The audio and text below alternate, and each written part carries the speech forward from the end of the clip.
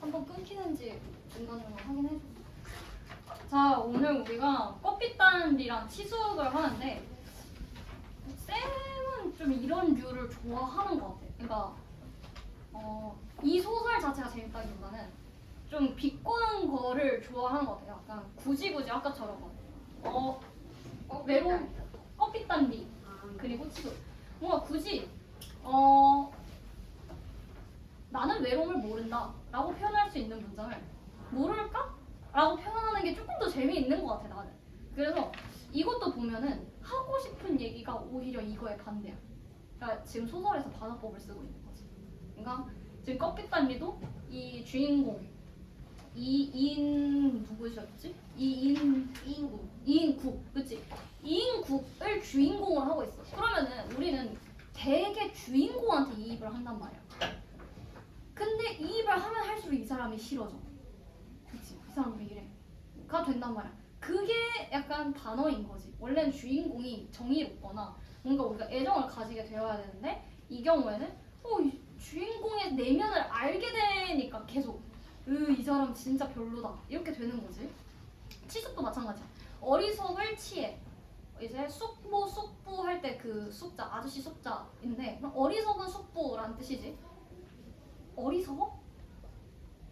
오히려 어리석다. 저 사람 왜 이렇게 어리석어라고 얘기하는 이 주인공이 되게 멍청해 보이지 않아? 와 진짜 머리에 든 게 없구나 라는 느낌이잖아. 그러니까 한 번 더 꼬아서 주제의식을 얘기를 하는 거야. 그래서 어려웠을 수 있어. 꼬아놔서. 근데 꼬아놓은 거를 즐기다 보면은 이런 소설들이 상당히 귀하다. 몇 개 없다. 자, 그래서 지난주에는 지난주란다 자꾸. 지난 달에는 우리가 자본주의에 대해서 좀 비판적으로 접근을 해봤어. 오늘은 시대와 가치관이라는 주제로 얘기를 해볼 건데, 내가 대학에서 과목 중에 작가와 시대라는 게 있었어. 애초에 과목 이름에 그만큼 어떤 소설 작품, 아니 소설뿐만이 아니라 우리가 어떤 시도 그렇고 작품을 읽을 때는 그 작품을 누가 지었는지 작가, 그 작품을 어느 시대에서 지어졌는지, 어느 시대에서 읽을 건지도 중요해. 이거 시대 1930년대지. 이거를 2020년에 읽는 그 시대도 중요해. 그만큼 이걸 우리가 아까 전에 무슨 론적 작가와 시대를 어떻게 해? 반영. 어떻게 반영해서 읽을 거냐고.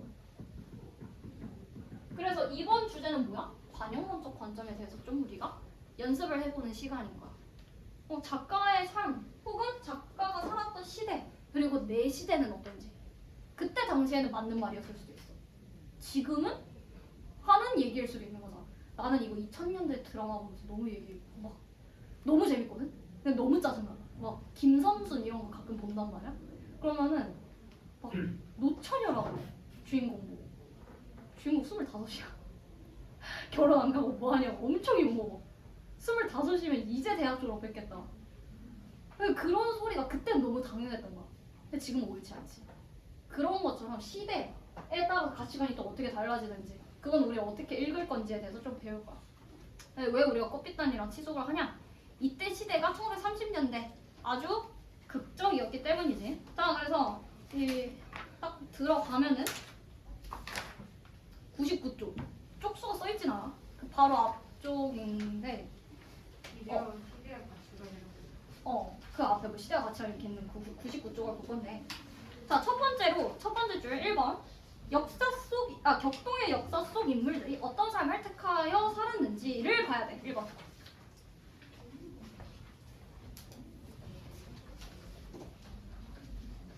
어떤 삶을 살았는지 1번 체크를 해야 되고, 두 번째 제목이 가진 상징성, 세 번째 서술자의 역할, 4번 시대마다의 올바른 가치관. 이걸 다 해야 돼. 오늘 할 게 많다. 급하다 급해. 그 다음 페이지 100페이지에 보면 초록색 페이지 있지. 자, 워커스탈의 일제강점기 그리고 해방에 뒤은 정치적 혼란, 인연 갈등 속에 벌어진 6.25 전쟁. 자, 이거 우리 그냥 시하면서 너무 많이 했지. 1910년대부터 1940년대까지 1950년대 요렇게가, 그리고 1960 이렇게 60년대부터 80년대 이렇게 있다고 했어. 이 시대가 일제강점기, 이 시대가 광복, 한국전쟁, 이 시대가 산업화, 민주주의라고 했는데, 자 그러면은 이 시대는 지금 일제강점기에서 한국전쟁으로 가는 그 중간 시기에 대해서 얘기를 하고 있는 거야. 엄청난 혼란. 자 그래서 세 번째 이 밑줄, 자신보다 대의를 앞세우는 쉽지 않은 삶.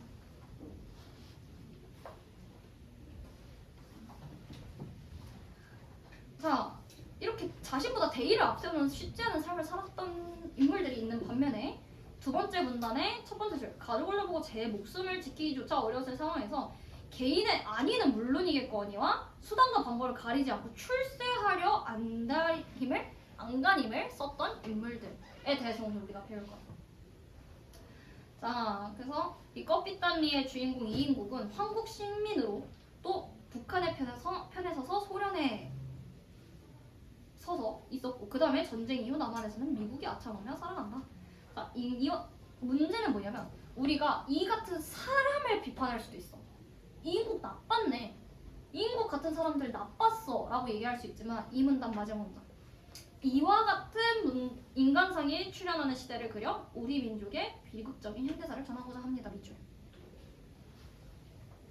쌤은 요즘 신문 기사를 보면서 이걸 너무 많이 해요. 약간 나만 아니야.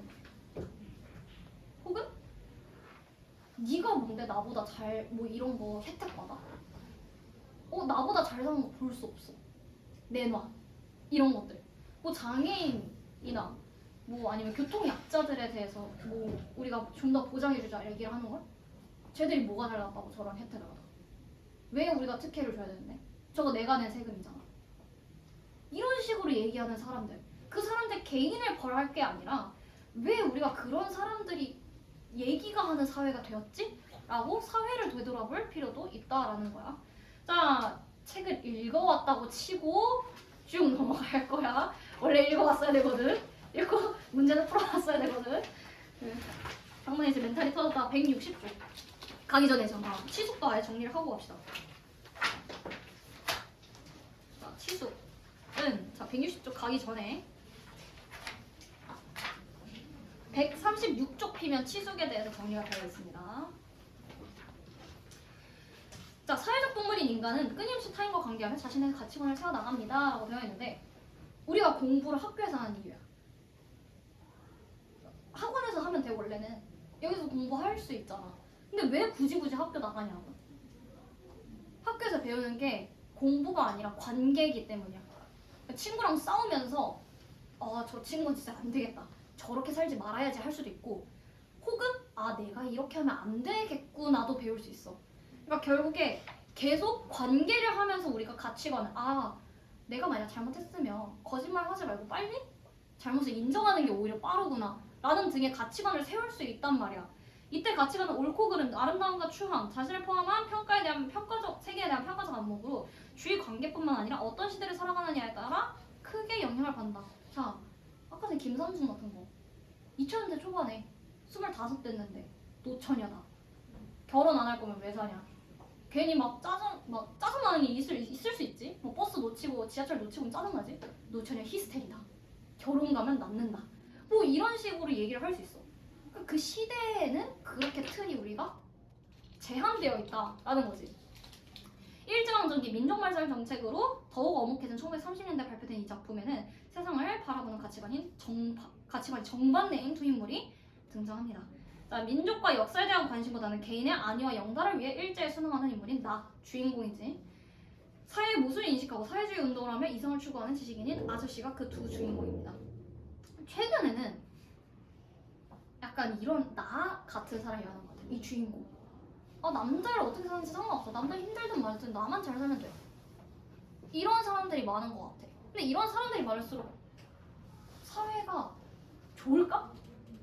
자신만 잘 살려고 하면 결국에 사회가 망가지는 것 같아. 그러면 결국에 다시 돌아서 자기한테 안 좋은 거란 말이야. 나 같으면 진짜 똑똑하면 그렇게 안 할 것 같아. 그러니까 이 나라는 인물이 진짜 똑똑한 똑똑한 걸까? 자기는 똑똑하다고 생각해. 이렇게 생각을 하지. 새치기 하면 내가 빨리 받을 수 있는데 크크 바보들. 근데 그게 실제적으로 그래서 줄서기라는 질서 자체가 망가지게 된다면 사회가 완전 엉망되는 거 아니야? 그러면 장기적으로 봤을 때는 지금 자기가 똑똑한 짓 하는 거야? 그러니까 그거를 우리가 잘 생각해 봐야 돼. 자, 이들의 배움의 정도도 다르고 독서 취향에 사회를 바라보는 시각들이 달라. 나는 아저씨를 어리석고 우둔하다고 여기고 나는 그런 나를 철없는 속물로 바라본다. 여러분의 눈에는 이들이 어떻게 보이시나요? 자, 당시의 역사 상황을 고려하고 두 인물의 생각을 비교하면서 작품을 감상해 봅시다. 이 채만식 같은 경우에는 소설을 너무 많이 썼어. 수능에 너무 많이 나와. 골라가면서 나온다. 여기에 뭐 미스터 바람, 노은 이야기, 태평천하, 탕룡, 그냥 뭐 다 나와. 채만식은 앞으로도 계속 나올 사람들이고 가끔 그래서 공부를 왜 하나라고 생각이 들 때가 있어. 여기 뭐 배워서 뭐하지? 외워서 뭐가 좋지? 안 좋을 수도 있어. 아무 효용 안 느껴질 수도 있어. 근데 이 치수고를 읽다가 보면은 읽어온 친구도 있고 안 읽어온 친구들도 있겠지만 배움이라는 게 이래서 필요하구나라고 난 느꼈어. 이 치수고를 읽으면서 아 진짜 아무것도 모르고 하는 소리가 저렇게 멍청할 수 있구나. 배워야 알 수 있는 것들이 있는구나. 내가 스스로 멍청해지지 않기 위해서는 계속해서 배워야 되는구나. 이렇게 생각을 했던 것 같아요. 자, 160쪽으로 갑시다. 자, 안 풀어온 친구들이 대박. 자, 1번에 2번. 소설의 성격은 비판적, 풍자적, 냉소적이다. 요것만 체크하면 돼. 이거 껍빛단 리에 관한 얘기인데 이 껍빛단 리의 주인공이 이인국 씨를 비판하고 또 풍자하고 냉소하고 있어. 야, 이거 다 똑같은 얘기야 사실은. 비판 안에 우리가 문학에서 할 수 있는 비판은 진짜 비판도 있을 수 있어. 잘못됐다. 뭐 이렇게 얘기를 하는 걸 수 있어. 근데 우리가 우회적 비판을 할 수가 있단 말이야. 굳이 잘못됐다 이게 아니라 뭐 이런 경우는 어때? 뭐 이런 식으로 얘기를 할 수도 있단 말이야. 그래 우회적 비판을 했을 때 우리가 두 가지가 좀 크게 있어. 이때 우승이 동반돼. 이 우승이 동반되는 게 두 개. 하나가 풍자, 하나가 해학. 해학은 진짜 웃겨. 진짜 그냥 깔깔깔 웃겨. 풍자는 냉소적이야. 여튼 그러니까 풍자랑 해학이 있다고 생각을 하면 돼. 근데 이 껍빛단 리 같은 경우는 풍자에 해당하는 거야. 그래서 약간 이런 느낌이야 풍자는. 그래서 냉소라는 거는 차가운 웃음이라는 거지. 그러니까 깔깔깔 막 너무 재밌다 이게 아니라 재밌네 뭐 이런 느낌의 소설이다. 그리고 비판하고 있지 껍빛단 리 주인공.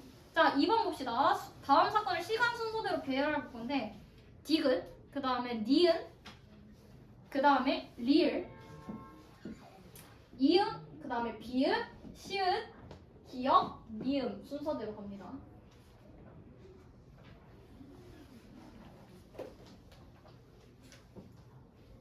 근데 이게 문제가 뭐냐? 이거는 이인국 씨의 삶의 순서야. 소설의 이 순서대로 안 나와. 섞여 있거든. 그러니까 현재 얘기했다가 과거 얘기했다가 다시 현재 돌아온단 말이야. 이런 구성 우리가 무슨 구성이라고 얘기하지? 사건이 순행이 아니야. 역순행. 그러니까 역순행이 미래 현재 과거만 얘기하는 게 아니야. 중간에 한번 순서 이거 중간에 한 개라도 바뀌면 순행이 아니니까 역순행이라고 얘기를 해주면 된다. 그래서 껍데기에는 역순행적 구성을 띄고 있고 3번부터 이제 쎄빠지가 적어봅시다. 자, 작품의 내용을 참고하여 이인국이 처음 환자를 진료할 때 가장 먼저 하는 일을 이유와 함께 써봅시다. 자, 이인국이라는 사람은 의사야 일단은. 근데 환자가 와. 그러면 평상시에 일상의 의사들은 뭐부터 할까? 안녕하세요. 안녕하세요. 다음 어디가 아프세요? 얼마나 아프세요? 근데 이인국은 안 그래. 뭐부터 볼까? 그 사람이 돈을 낼 수 있는 형편인지부터 본다. 가장 먼저 하는 일, 그 사람이 돈을 낼 수 있는 형편인지부터 본다. 돈이 있어요.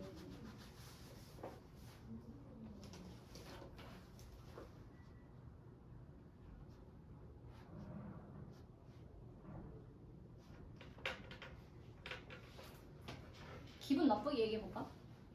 분식집 갔어. 분식집 아줌마가 돈 낼 돈은 있고 부터 나한테 그러는 거야. 나 딱 이렇게 딱 신전 떡볶이 갔어. 신전 떡볶이 딱 문 열었는데 돈은 있어? 얼마 있는데? 일진. 우리 집은 10,000원 이하는 안 받아. 이렇게 거의 배달비도 최소 중 금액이지. 13,000원 이하는 시키지도 못해. 뭐 여튼 그런 느낌을 하는 거 얼마나 기분 나빠. 뭐야? 난 3,000원어치만 먹을 건데? 안 된대. 그렇게 하는 거야 지금 이인국. 왜 이렇게 해? 이유가 뭘까? 이 사람한테 뭐가 중요해? 이 사람한테는 무엇보다도 돈이 중요하기 때문이야. 이 사람 의사 왜 해 그러면? 돈 벌려.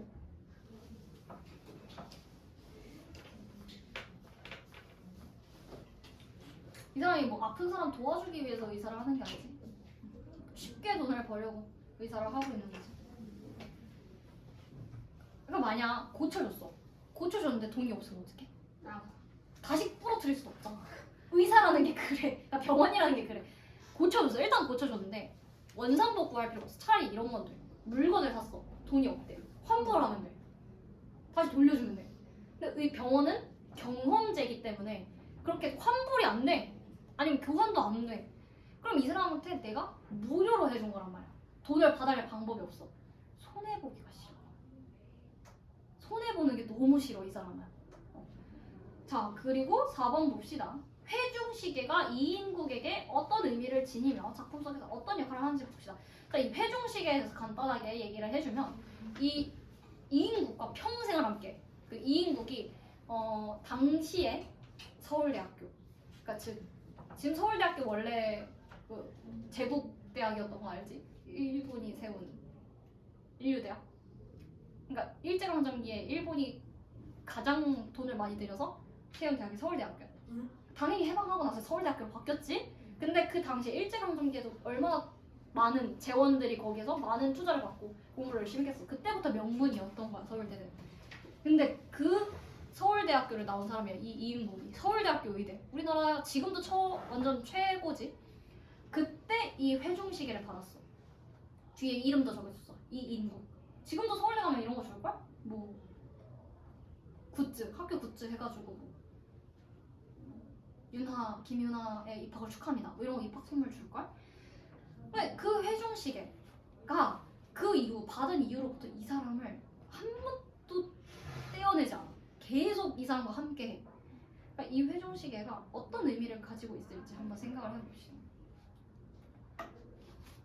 잠깐 한 10초 생각을 해봤죠. 자, 회중시계는 이인국이 대학 졸업 때 받은 부상품이야. 그때 인생 역경에서 자신의 자랑인 의수를 상징하는 물건. 자, 첫 번째 의수를 상징하는 물건.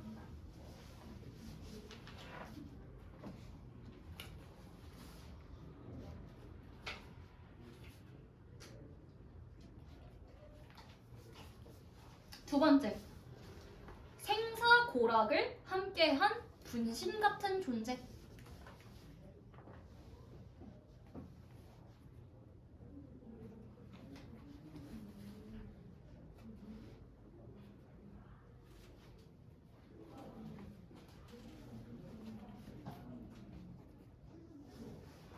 이러면 안 되지만 이거 하나 부러웠던 것 같아.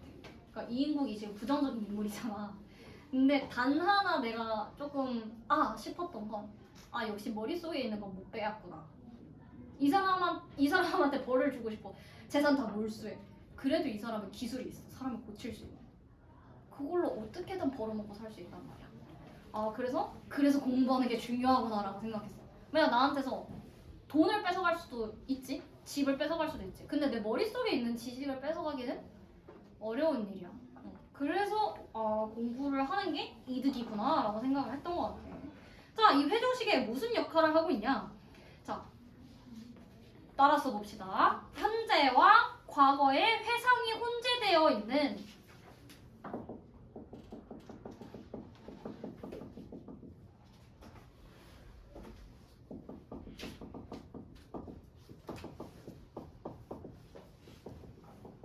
이걸 어떤 대화 이걸 어떤 구성 방식이라고 한다고? 그렇지. 역순행자.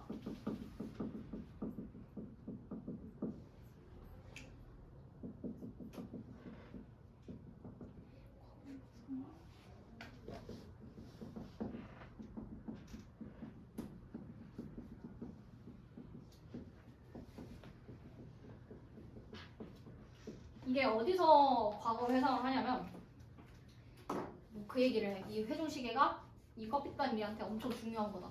그래서 밤에도 이거를 금고 안에 넣어놓고야만 잔다 라고 얘기를 해. 그러면서 이 회중시계가 어디서 한번 뺏겼었는지를 얘기를 해. 옛날에 소련에 내가 잡혔을 때 한번 뺏겼었는데로 과거 회상을 하게 돼. 그 시계를 보면서. 근데 결국에 다시 되찾게 됐지. 뭐 때문에? 자신의 의술로. 그러니까 되게 아이러니한 거지. 이 회중시계가 가지는 의미들이. 여기까지 썼지? 자, 5번 갑시다. 7번까지 하면 그래도 꺾인다는 끝난다. 자, 5번. 국어 상용회가. 야, 여기서 국어가 무슨 말이야? 한국어야? 일본어야, 이거 국어. 그러니까 일본 사람들이 여기서는 일본말 통하는 집이야 라고 인정해준 거야. 아, 수치스러워. 아, 진짜 싫어. 나 같으면 진짜 절대 안 받아. 근데 이 사람 받았어. 자녀들도 열심히 일본어 교육 받아서 그 집 구성원들이 다 일본어를 유창할 수 있게 했어. 그래서 자, 니은을 먼저 볼게. 이걸 탄 날은 집안에 큰 경사가 난 것처럼 기뻐들 했었다. 왜 기뻐? 일제강점기 당시에 부와 권력의 상징이었기 때문이지. 일제강점기 당시에 부와 권력의 상징이었기 때문이다.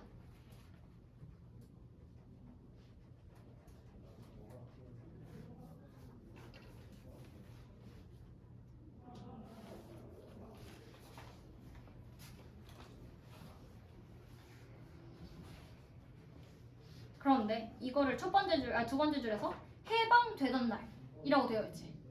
자, 어제까지는 일본 나라였어. 오늘은 일본이 없어졌네. 어제까지는 영광이었지, 이 문서가. 오늘은 들키면 안 되는 친일의 상징이 되었네. 친일의 증거. 그러니까 찢어버린 거겠지. 자, 여기에 어떻게 적어주면 되느냐. 자, 친일 행위의 상징적인 결과물이다.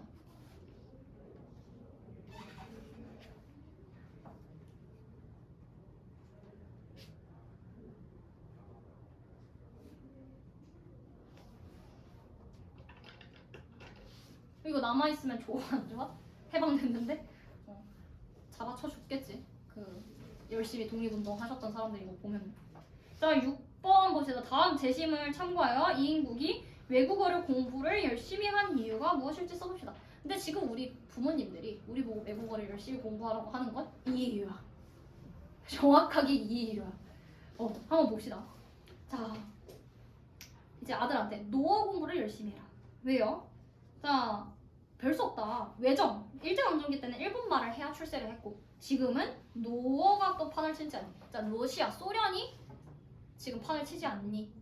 그러니까 러시아어를 배워라. 지금 이거 미국이랑 영어로 바꾸면 딱인데. 자, 뭐 하나야. 지금 미국이 세계 최강국이지 않니? 영어를 해야 된다. 중국이 G2 아니냐? 중국어도 해야 된다. 똑같은 말 아니잖아. 지금도 이러고 있지, 부모님들은. 어떻게 뭐든 열심히 하는 게 좋아. 뭐 외국어 공부는 미술이든 체육이든. 자, 6번. 힘 있는 자, 권세 있는 자와 가까워지려면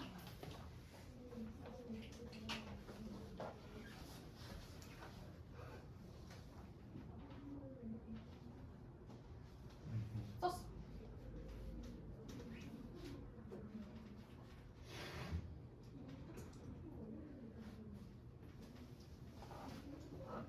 가까워지려면 그들의 언어를 알아야만 한다고 확신했기 때문이다.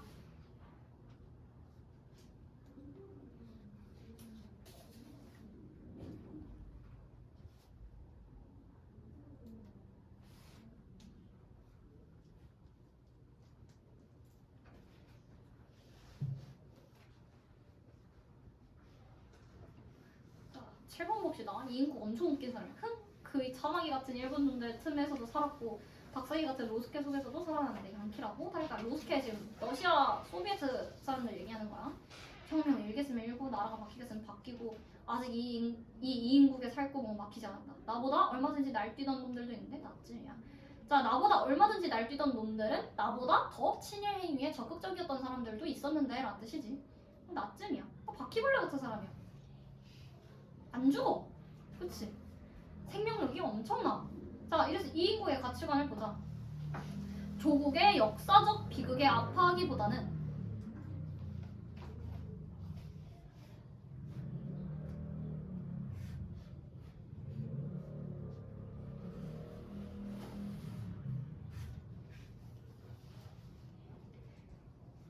그 비극을 자신의 처세를 위한 수단으로밖에 여기지 않는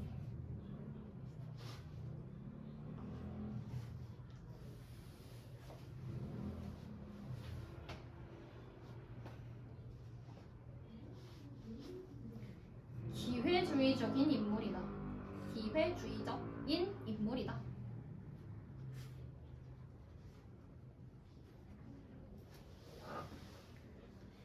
손 아프지?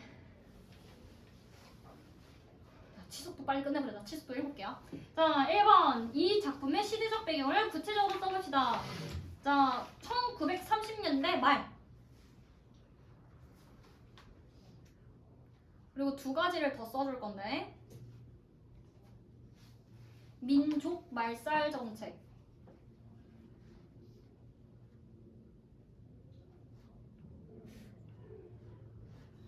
그리고 우민화 정책.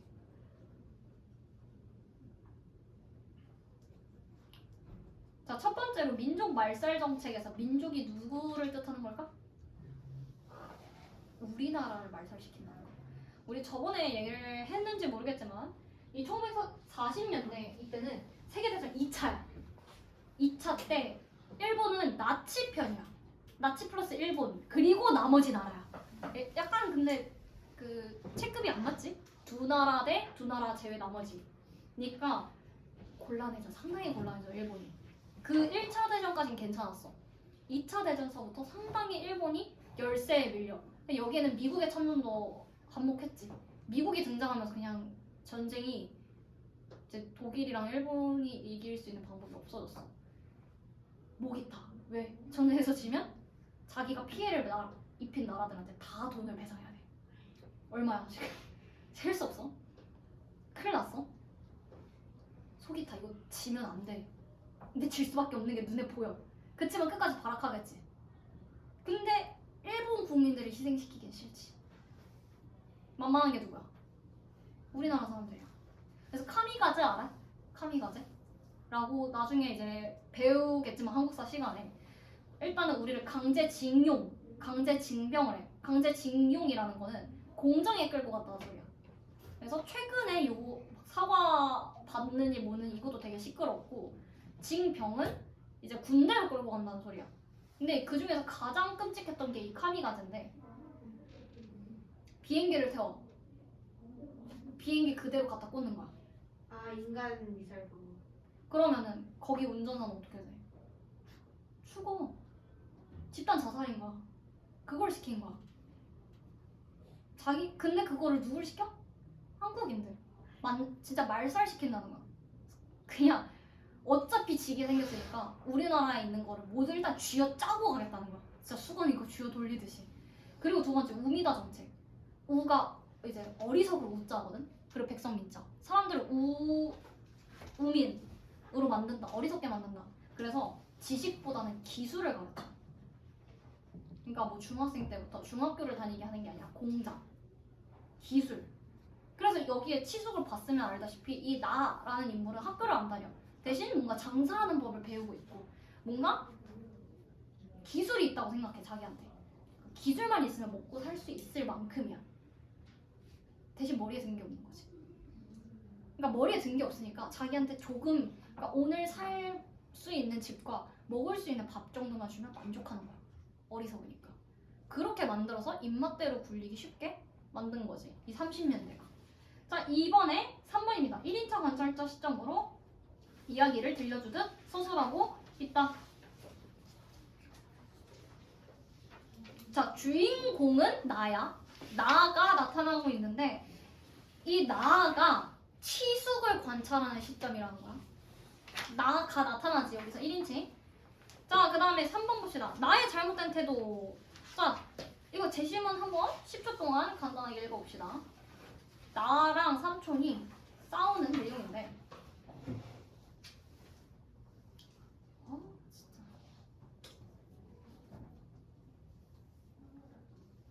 제 조카들도 컸다고 가끔 이렇게 나랑 싸울 때가 있어.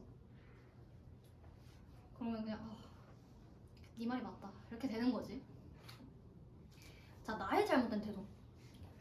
자기가 무지한 줄은 모르고 자신의 무지함은 모르고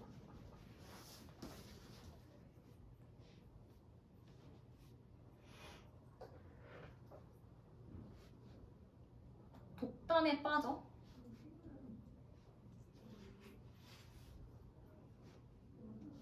비논리적인 반론을 제기하고 있다.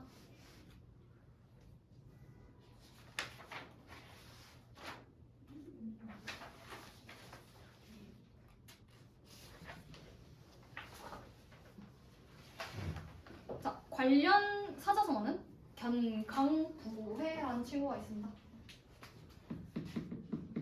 우리 빠자구에서 사실 제일 중요한 건 사자성어일 수도 있어. 견강부회.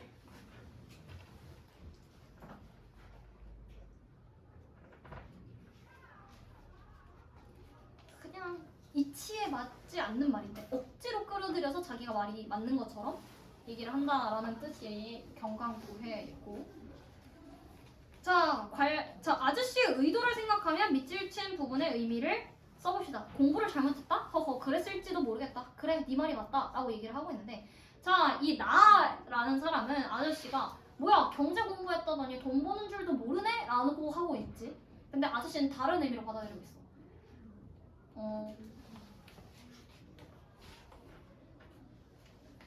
쌤이 제일 좋아하는 사자성어는 사자성어가 아니지만 지행합의야. 지가 지식이고 행은 행동이지. 두 개가 하나가 되어야 공부가 됐다라고 얘기를 하는 거야. 아는 거로는 공부가 끝이 아니라고. 그러니까 우리가 뭐 수학이나 뭐 영어나 이런 거는 뭐 알면 끝이지. 근데 만약 내가 저번에 칸트의 일랑 마찬가지야. 내가 어떤 상황에 어떻게 하는 게 맞다고 알아. 끝나. 그럼 내가 그걸 제대로 학습한 거야? 알면 해야지. 그렇게 해야 공부라고 생각을 해, 나는. 근데 이 사람은 어때? 이 아저씨는 경제 공부했어. 뭘 해보려고 했어. 근데 됐어 안 됐어?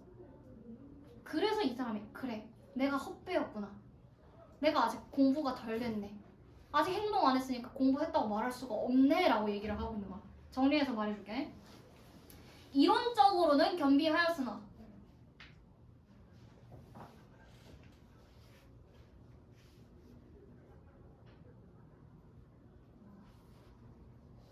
시대를 변화시키는데 역할할 수 없는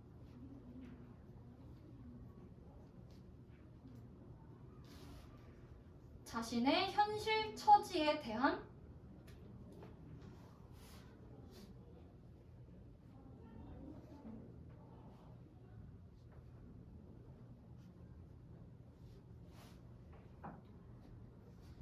자조적 의미.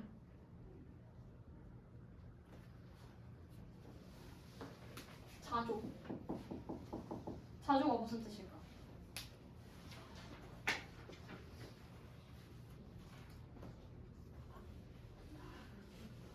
자조.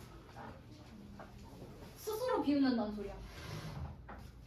스스로 자자에 조소를 흘리다 뭐 이런 얘기를 하지. 조롱하는 웃음. 이거 비웃음이지. 그러니까 스스로를 비웃는 거야. 맞네, 네 말이 맞다. 내가 못 땄지. 이런 얘기를 하고 있는 거다. 자, 그 다음에 4번 봅시다. 다음 제시문에서 나가 가지고 있는 기억에 대해 구체적으로 쓰고 유령, 자기한테 기술이 있대. 아저씨가 니은과 같이 말한 이유를 써봅시다. 너 딱한 사람이야. 니은.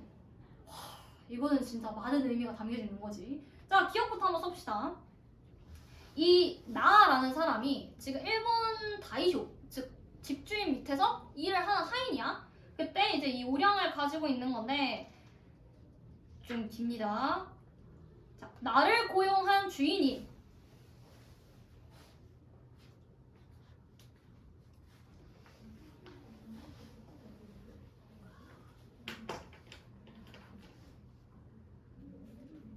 (10년) 후 장사를 따로 시켜주고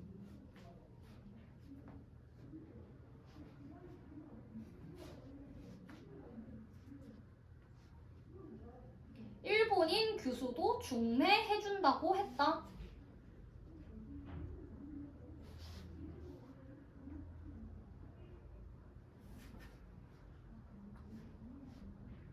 내지인 여자와 결혼해. 내지인 여자와 결혼해. 환갑까지 장사로 10만 원을 모을 계획이다.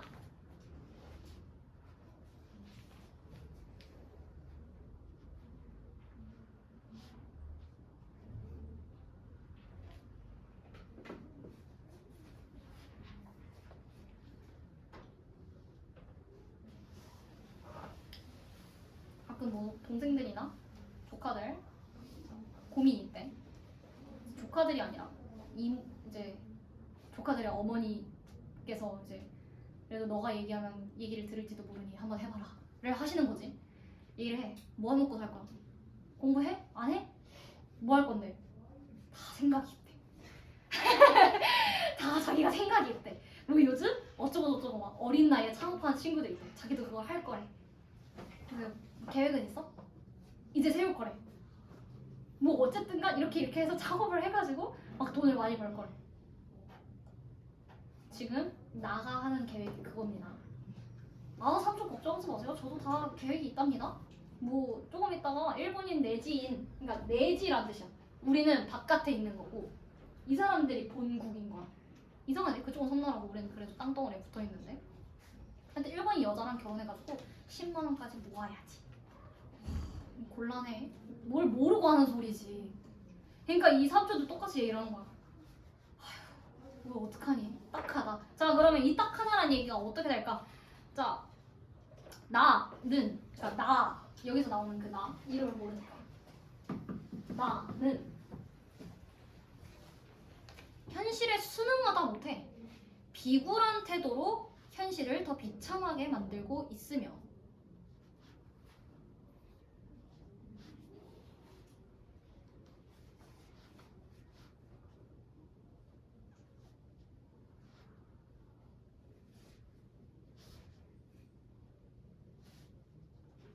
잘못된 방향으로 나아가고 있기 때문이다.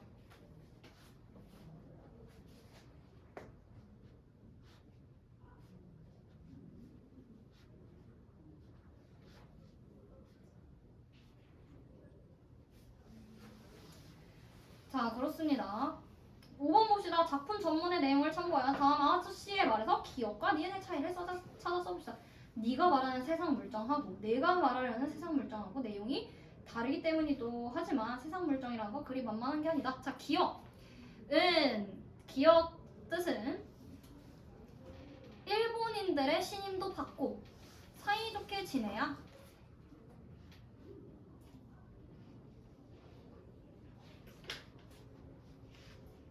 사이좋게 지내야 살기 편하다 라는 뜻이고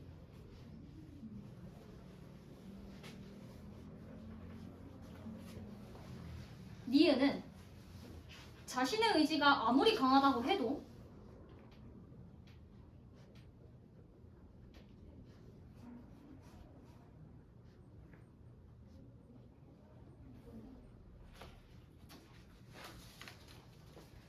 시대의 흐름에 의해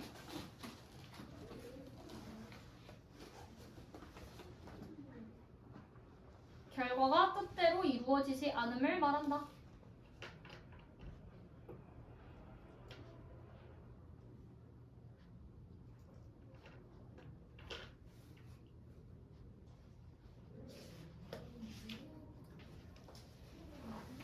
다음 6번으로 넘어갑시다. 근데 내가 이거를 소설을 읽다가 나이 계산을 해봤어. 아저씨랑 13살 차이인데 아저씨가 33이라고 나왔단 말이지. 주인공은 20살이겠지. 자, 20살 어때 보여? 어른 같아? 아직 시간이 많이 남았다 얘들아. 아직은 좀 괜찮다.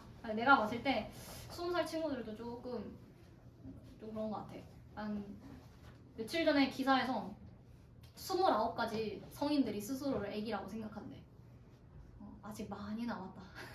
많이 조금 더 어리석은 얘기를 해도 되는 시간이 남았으니까 좀 천천히 생각을 해보자고. 어차피 20살도 이러고 얘기를 하고 있는데 우리 15살이잖아. 우리 좀 얘기해도 돼 그런 식으로. 엄마 뭐 나도 다 생각이 있어. 해도 돼 20살까지. 일단은 20살까지. 자 6번 봅시다. 자 여기서 그걸은 뭘 뜻할까요? 이 삼촌이 뭐 하다가 잡혀갔어? 무슨 주의 하다가 잡혀갔어? 사회주의, 사회주의. 그걸 사회주의입니다.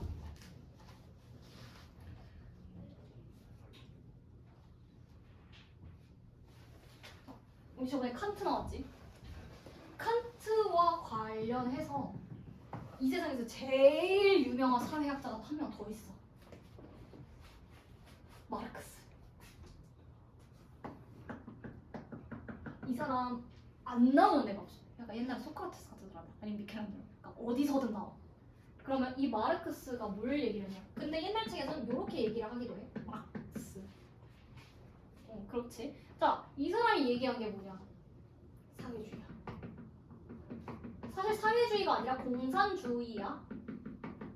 사회주의인데 이제 사회주의로 가는 과정에 공산주의가 있는 거지. 그러니까 공산주의를 거치면 어느 순간 이상적인 사회주의에 이른다고 주장을 해. 어차피 비문학에서 언젠가 우리 마주치게 돼 있어, 이 사람은. 근데 요거랑 이제 반대되는 개념이 자유주의란 말이야.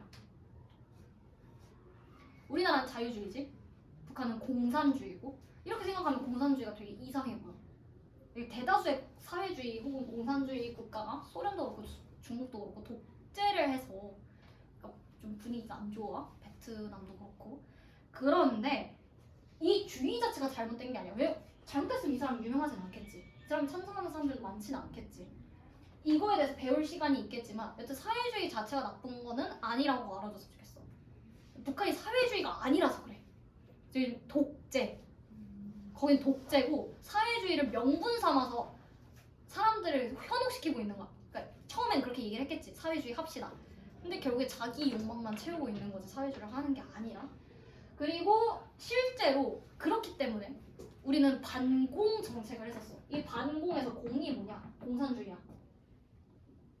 그래서 실제로 90년대까지도 이 마르크스 책을 가지고 있으면 잡혀가.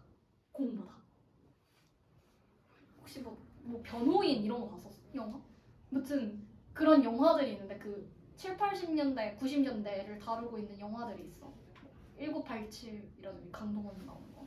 그런 거 보면은 막 대학생들이 그런 책 가지고 있다가 끌려가. 막 곤봉 맞아. 실제로 우리나라에서는 요거를 책을 갖고만 있어도 국가보안법에 의해서 잡혀가는 시기가 있었다. 지금 우리가 이렇게 마르크스 이렇게 얘기를 하고 있는 게 되게 신기한 거지. 옛날 사람들이 봤을 때는. 자, 그렇습니다. 근데 이 사회주의를 했다라는 이 숙부, 이 치숙은 그때 당시의 시선으로 되게 위험한 사람인 거지. 그래서 잡혀갈 수 있는 거지. 잡혀갔다 그래서 폐병 걸려오잖아. 감옥 갔다가. 자, 그래서 이 태도를 한번 써볼 건데, 자, 나는 그 주인공 나는 보통 학교도 졸업하지 못하여 무지하고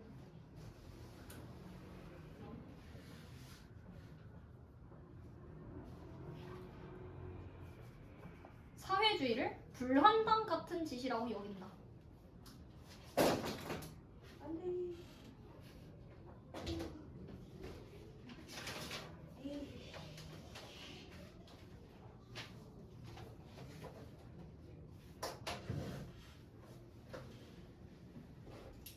자, 아저씨는 사회주의를 신봉한다. 너무 이렇게 신봉하는 것도 좋진 않지.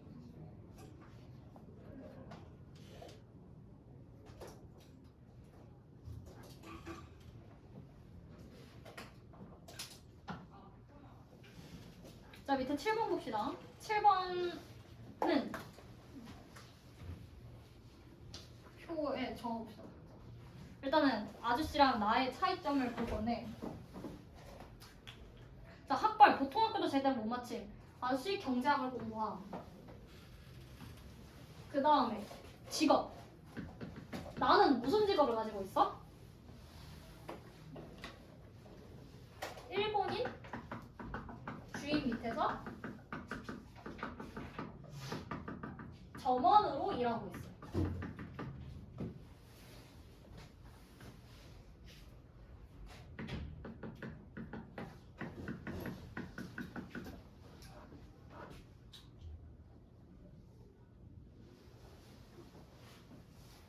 이 아저씨는 무직인데 가끔 글을 기고하기는 해. 어딘가에.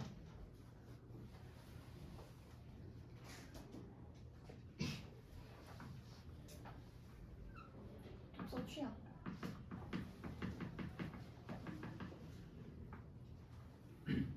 그래서 이 나라는 사람이 삼촌 집에 가, 병문안을 갔다가 삼촌 이름이 써져 있는 책을 봐. 그래서 이 책을 보니까 너무 어려워. 그래서 사회주의 혹은 경제학 책을 봐.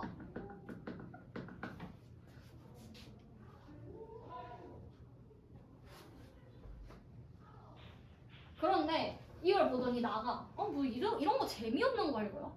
재밌는 게 얼마나 많은데. 만화, 연애소설, 사진이 많은 뭐 잡지.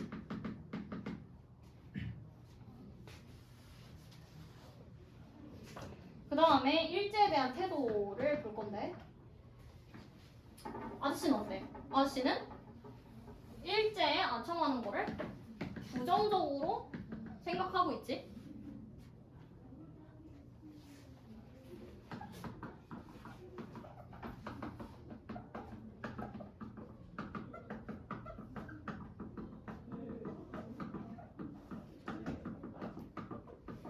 나는 일제에 순응해 부를 축적하고자 하고 있다.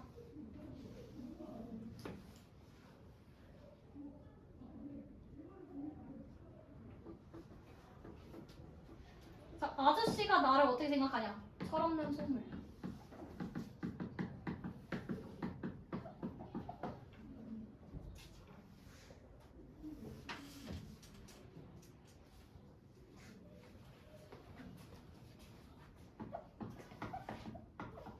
그러면 나는 아저씨를 어떻게 생각하냐? 무능력하고 아무짝에도 쓸모없는 인간.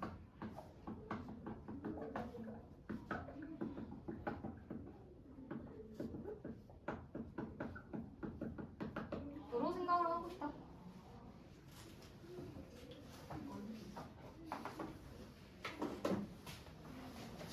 자, 그 다음에 옆에 한번 체크해 봅시다. 1930년대 한국 소설의 흐름.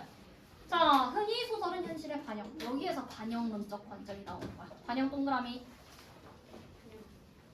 사실 그래서 반영론적의 조금 더 구체적인 정의는 그 소설에 어떤 현실이 반영되어 있는지를 보는 거야. 그러니까 우리가 판타지 소설을 볼 때도 있잖아. 그러면 판타지 소설에도 어떤 현실의 논리들이 반영되어 있을 수 있어. 물론 드래곤 날아다니고 마법 있고 이건 현실에 없지. 근데 그렇게 해서 작가가 전달하고자 하는 주제는 우리 현실에서 발견할 수도 있는 거야. 그러면 어떤 현실이 그럼 반영되어 있을까를 궁금해하는 관점인 거지. 자, 작가는 현실을 바탕으로 상상력을 발휘하여 소설을 쓰고, 자, 밑줄, 독자는 소설을 통해 그 현실과 마주하기 때문입니다. 우리는 가능성 측면에서 독자가 될 가능성이 훨씬 높지, 소설가보다는. 그래서 독자 부분을 좀 중요하게 읽어보자. 자, 소설을 통해 그 현실과 마주하기 때문이다. 그러면 나는 이렇게 생각해. 내가 현실을 만들어내지는 않아. 누가 만들어낸 현실을 보는 거란 말이야. 그러면은 나는 누가 준 거를 현실이라고 믿을 수밖에 없어. 오케이? 그래서 잘 읽어야 돼. 자, 그 다음에 여튼 1930년대부터 광복 전까지 우리 민족의 암흑기라고 불리는 시기에 한국 문학이 더욱 풍성해지고 성숙해진 것은 밑줄 그만큼 절박한 역사와 삶이 존재했다는 얘기겠죠.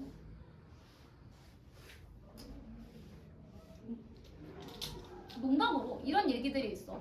문학계 시인은 굶겨야 된다. 그러니까 힘들수록 뭐가 나온다라는 얘기야. 절박할수록. 그러니까 옳은 말은 아니야. 풍족해도 좋은 글이 나와 당연히. 그런데 이때 절박한 역사와 삶이라는 거는 그만큼 뭔가 써내려갈 얘기가 1초도 끊임없이 있는 거야. 그러니까 풍족하면 뭔가 이런 건 쓰고 이런 건 빼야지 이런 게 가능해. 근데 너무 힘들고 너무 절박하면 이거 1초 1초를 다 흘려보내지 말고 모든 사람들한테 이걸 알려야겠다. 너무 그래서 쓸 얘기가 너무 많은 거야. 이것도 별로고 저것도 별로고 별로인 걸 고발할 게 너무 많은 거지. 자, 그리고 이 문단의 네 번째 줄, 민족주의 세력과 사회주의 세력이 합쳐졌다. 자, 민족주의 세력 동그라미, 사회주의 세력 동그라미.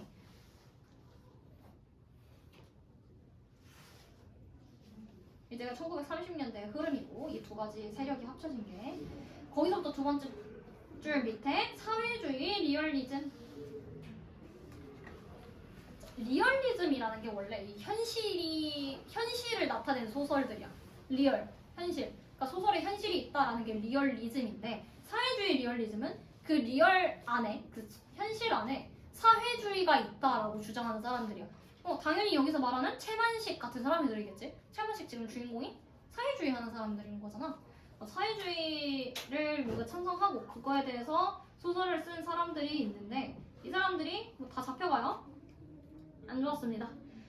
자, 그리고 마지막에서 세 번째 줄. 일제 탄압에도 불구하고 인간의 삶을 살피는 소설 본래의 길을 지켜낸 소설가들과 그 작품들로 인해 우리 문화가 메마르지 않았고 우리 것을 지켜냄으로써 그 시대를 살았던 많은 사람들이 큰 위로를 받았습니다. 그렇습니다. 다음으로 넘어갑시다. 자, 가의 1, 2, 3과 나의 1, 2는 소설 내용이야. 앞에서 읽었다라는 내용이고 새롭게 볼 필요는 다 밖에 없어. 자, 일제강점기 토지조사 사업 이후 이번 연도에도 배우겠네. 한국사에서. 반갑겠다. 토지조사 사업. 자, 공장이 생기고 산업화가 시작되면서 농민과 노동자들이 조직한 단체 가운데 지주나 자본가 등 힘 있는 자들에 맞서 자신의 권리를 지키려는 단체가 많았다. 이들의 활동이 활발해지면서 농민 노동자 등 노동계급의 해방과 노동계급의 해방 동그라미, 민족의 독립 동그라미, 동시에 추구하는 사회주의 운동이 일어났다. 그 과정에서 사회주의자들은 조선공산당을 조직하여 활동하였다. 자, 우리 아까 전에 사회주의자들이랑 민족주의자들이 결탁했다고 했어. 그 중에 사회주의자에 대한 설명이야.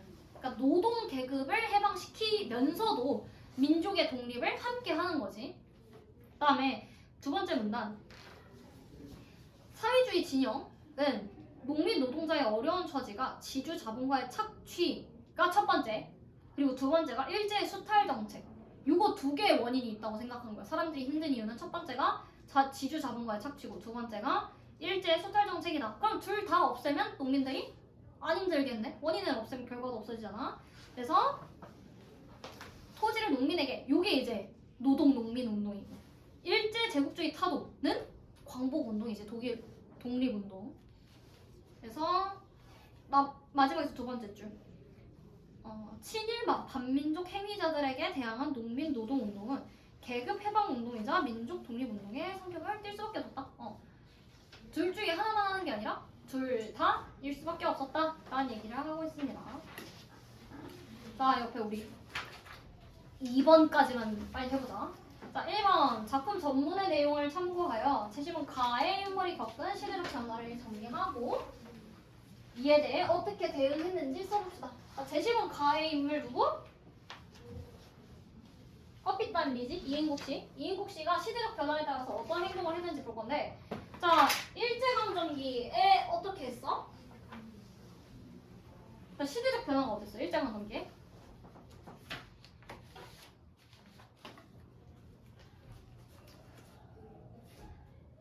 자, 정리해봅시다.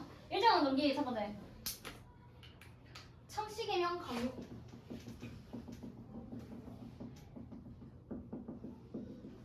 하고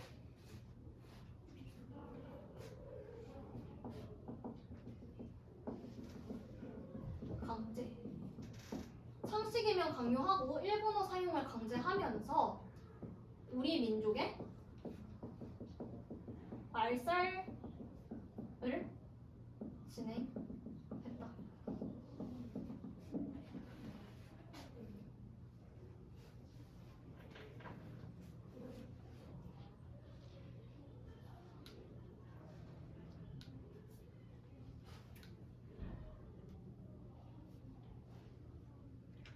이게 첫 번째가 이름을 뺏었다는 얘기지. 그러니까 우리 막 옛날 어른들, 할머니들 중에 숙자, 미자 이렇게 끝나는 사람들 있지. 많지. 요 자가 무슨 뜻이냐면 모모코야. 그래서 하루코. 무슨 코? 그 코가 이 자자야. 그러니까 그 상식 개명을 한 거지. 이름을 바꾸도록 한 거야. 원래 우리의 원래 이름에서 뭐 윤하에서 윤하코 뭐 이런 식으로 바꾸게 일부러 한 거야. 일본식으로. 그럼 나 이름 뺏겼지. 두 번째 글자 뺏겼지.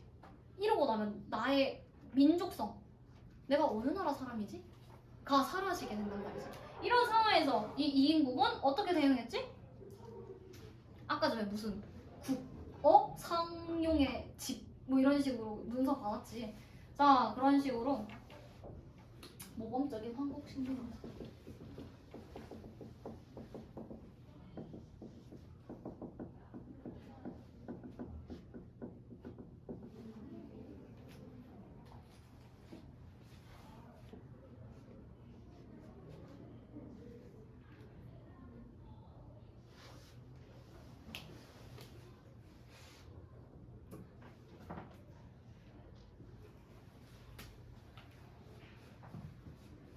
자, 소련. 두 번째 해방 직후를 보고는 첫 번째는 이 사람이 원래 북한에 있었어. 그래서 북한은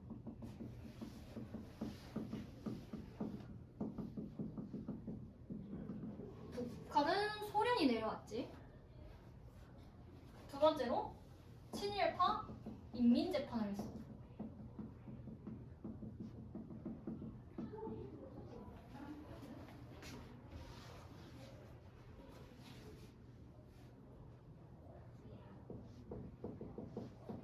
이런 상황에서 러시아어를 익혀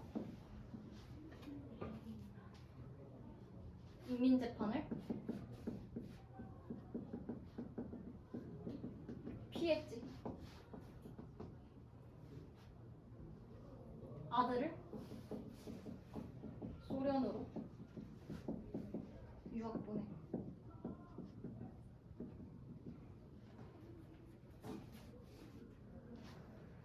이 사람은 그러니까 힘 좀 세다 하면 다 충성을 바치는 거지.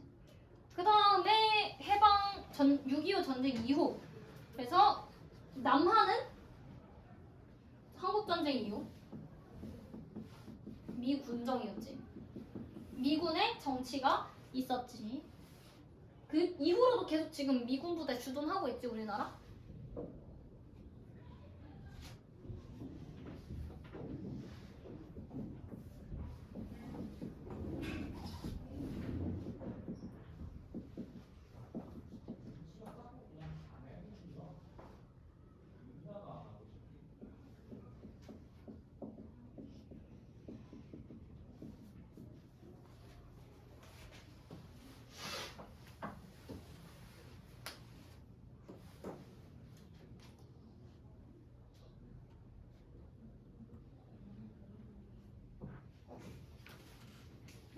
유나 힘들어.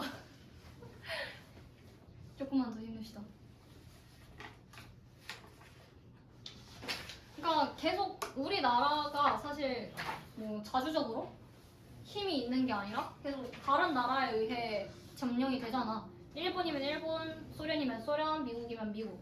그거에 맞춰서 이 사람 계속 카멜레온처럼 바꿔가면서 충성. 일본한테 충성. 러시아한테 충성. 미국한테 충성 하면서 자기 이득을 지키고 있지. 자, 2번 봅시다. 이인국 그리고 나의 나이지. 나의 나라는 주인공. 자, 공통점 역사의식이 부족하고 두 번째 자신에게 이익이 되는 거에만 관심이 있다.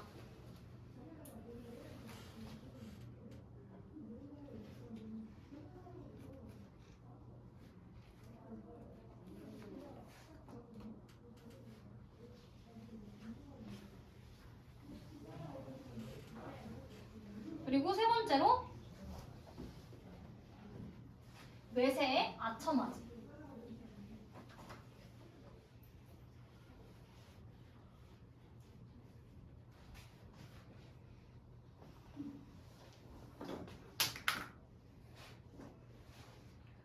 자, 근데 차이점이 있어. 이인국은 서울대학교, 이제 경성제국대학, 서울대 의과대학을 졸업한 사람이야. 엘리트지. 그런데 나는 어때? 보통학교도 안 나왔어. 보통학교도 안 나온, 보통학교도 졸업하지 못하고 전문으로 일하고 있음.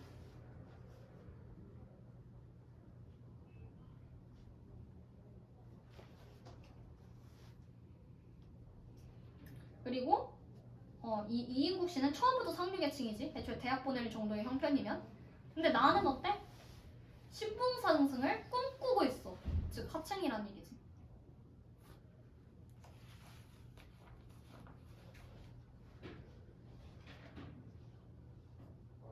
여기서 차이가 발생해. 이인국은 상류계층이야. 엘리트야. 교육을 받았어. 그렇기 때문에 자신이 하는 행동이 옳은 일이라는 걸 알고 있어. 근데 합리화하는 거야. 어쩔 수가 없잖아. 남들은 아니래. 나도 먹고 살아야지. 라는 식으로 합리화하는 거야. 알고 있는데도. 근데 나는 뭐야? 애초에 자기가 잘못된지도 모르고 있지. 어느 게 더 나쁘다고 생각해? 알고 있는데 잘못을 저지른 사람. 애초에 모르는 사람. 어? 이인국? 하나도? 예지는? 예지도 이인국이 더 나빠? 약간 그럴 때죠. 친구 중에 좀 유난히 눈치 없는 친구들? 지금 잘못하고 있어 나한테. 그래서 내가 화가 나. 근데 지금 자기가 잘못하고 있는 줄도 모르는 것 같아. 까 짜증나? 아니면은 약간 지금 자기가 얌체 같은 행동을 하는 걸 알면서도 나한테 하는 친구들이 짜증나. 이거는 앞에 거. 그치? 이렇다니까. 이게 가끔 모르는 것도 약간 잘못이다 라는 생각이 들 때가 있는 것 같아. 그래서 많이 알아야 되는 것 같아. 일단 알고 보자고. 그 다음에 3번 봅시다. 아저씨가 사회주의 운동을 했던 이유가 무엇일지 제시문 다를 유추해 봅시다. 이 아저씨는 그러니까 사회주의인 거지. 아까 전에 다에서 봤던 그 노동 계급의 해방 그리고 우리나라 독립을 두 가지를 같이 했던 사람인데 소설에서 보면은 그런 얘기가 나와. 뭐 개인의 문제가 아니다 라는 얘기가 나오는데 잠깐 한번 찾아보자.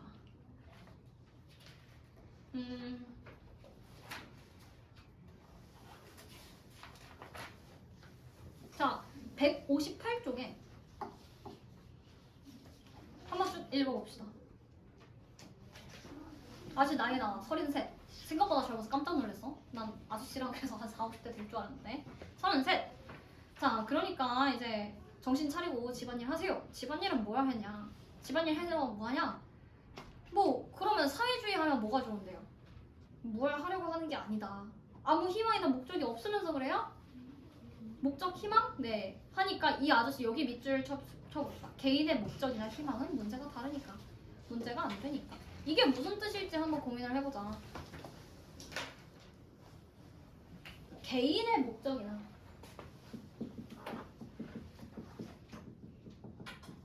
희망은 문제가 아니라는 거. 우리가 집중해야 할 문제가 아니야.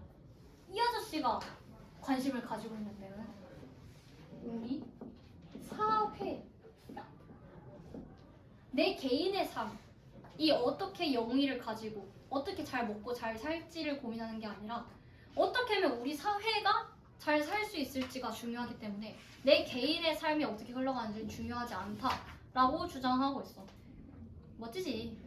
멋진데 이 아저씨도 좀 꽉 막힌 부분이 있지. 이 아저씨가 이상적인 인물은 아니야. 이 아저씨처럼 살아야 된다. 이거 아니야.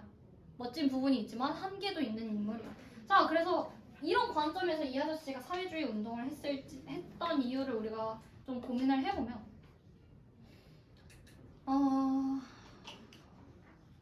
좀 길어. 사회주의는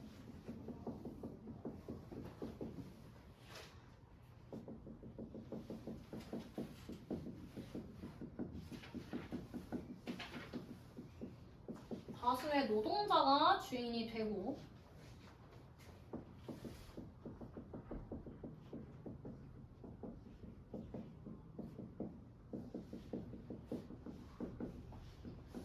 생산한 것을 골고루 고루 나누는 경제 제도이다.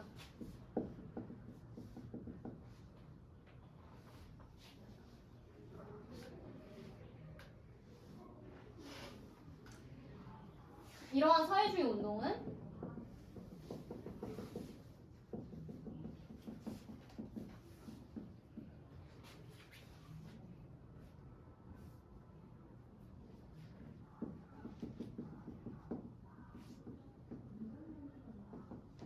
민족 차별 및 일제 강점에 대한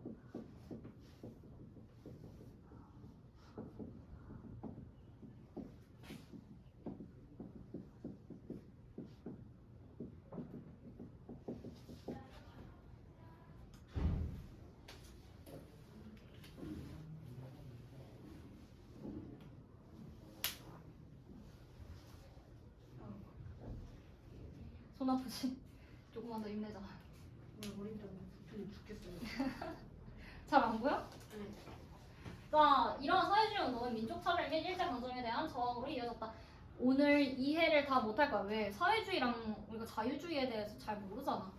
근데 우리가 앞으로 자유주의, 우리 사실 첫 번째 주차 때 자본주의의 문제점에 대해서 좀 얘기를 했었어. 모든 게 돈으로만 얘기가 되는 문제들이 있었지. 그게 이제 자유주의의 문제점인데, 우리가 이 사회주의를 알기 위해서는 자유주의에 대해서 애초에 잘 알고 있어야 돼. 자유주의란 이런 거구나를 이미 잘 알고 있어야 되고, 자유주의를 그래서 어떻게 했는데 그것도 잘 알아야 돼. 어떤 현상이 나타나는지. 그리고 그거의 문제점을 알아야 돼. 아, 문제점 때문에 사회주의가 나타났구나 까지 가야 사회주의를 이해할 수 있어. 근데 우리 여기서 막혔지? 그러니까 오늘 당연히 어려울 수밖에 없어. 이거는 오늘 하루에 절대 못하는 내용이야.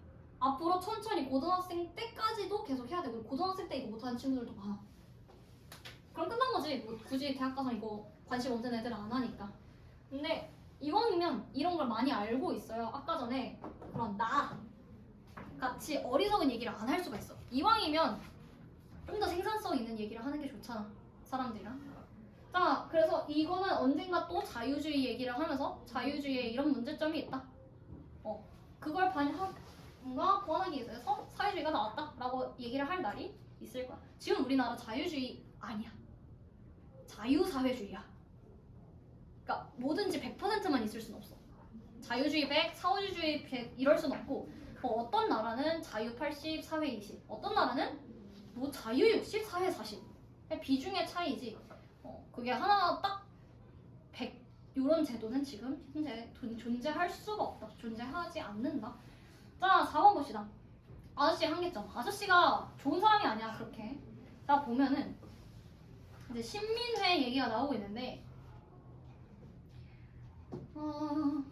자, 이 신민회에서 가장 유명한 이 이동휘라는 사람에 대해서 얘기를 하고 있는데, 마지막에 심한 독감에 걸려 사망했다.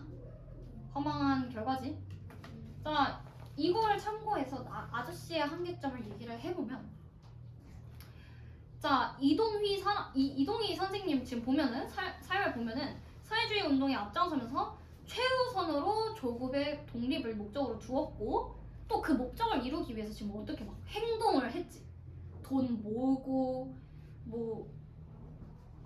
막 지금 국무총리 했었고, 또 시베리아까지 가가지고 사람들 돕고. 그럼 이 사람은 행동에 옮겼지. 근데 아저씨는 어때? 뭐 한 게 있어? 자, 그 부분이 한계점입니다. 자, 봅시다. 아저씨는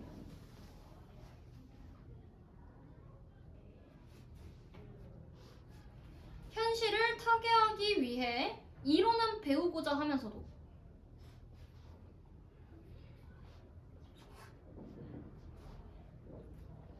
제대로 실천하지 못하는 지식인의 한계를 보여준다.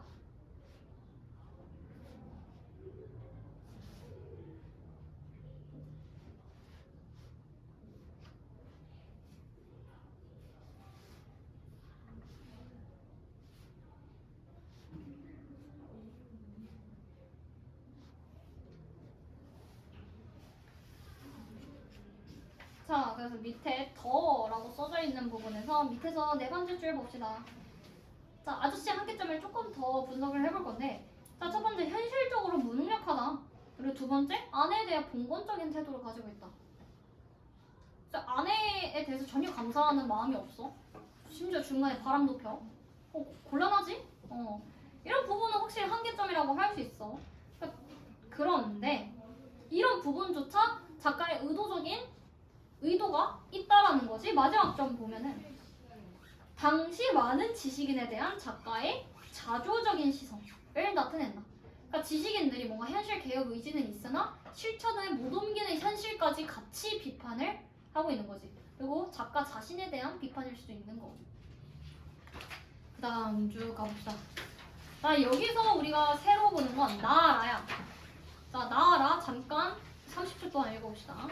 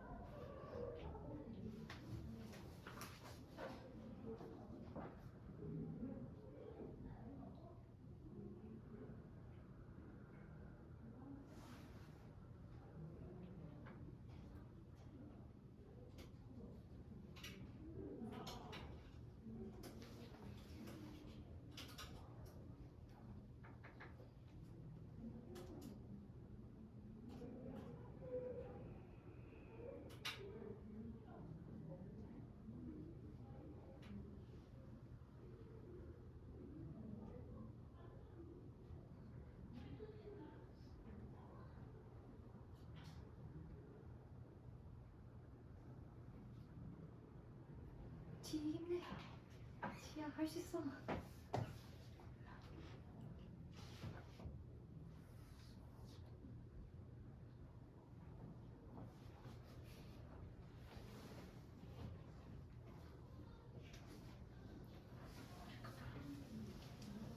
자, 나에서 봅시다. 우리 나와 관련된 문제는 1번이야.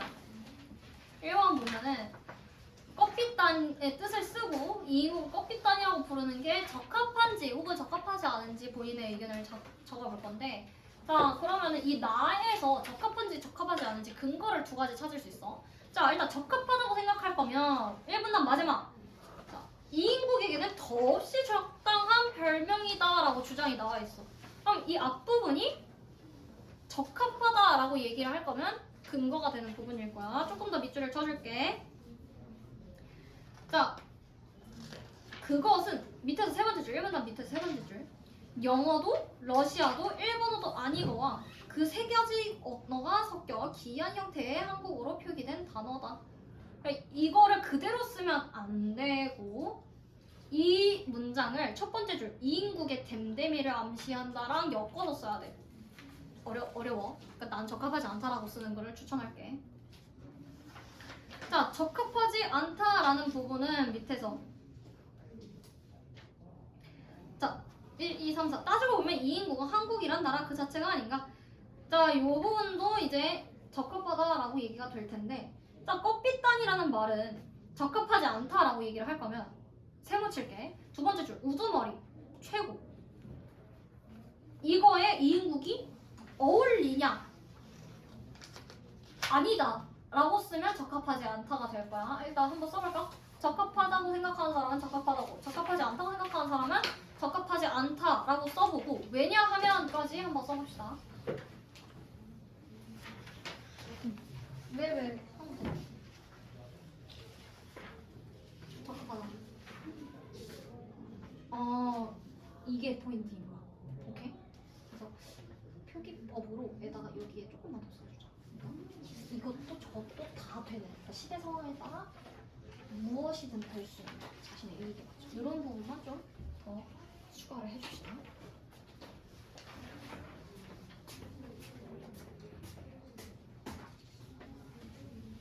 적합한지 적합하지 않은지부터 한번 골라봐. 오케이. 다 쓰면 한번 적합하다고 생각하는 사람이 많은지 적합하지 않다고 생각하는 사람이 많은지 한번 투표해보자.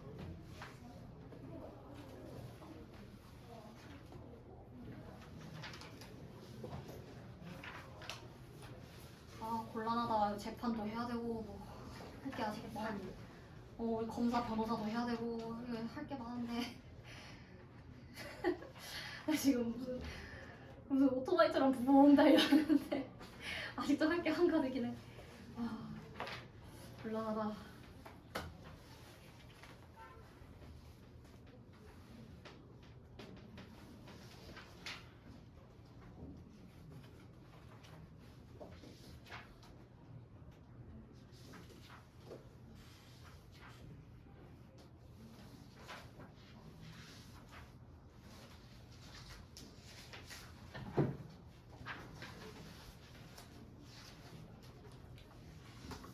자, 적합하다 손들어 봅시다.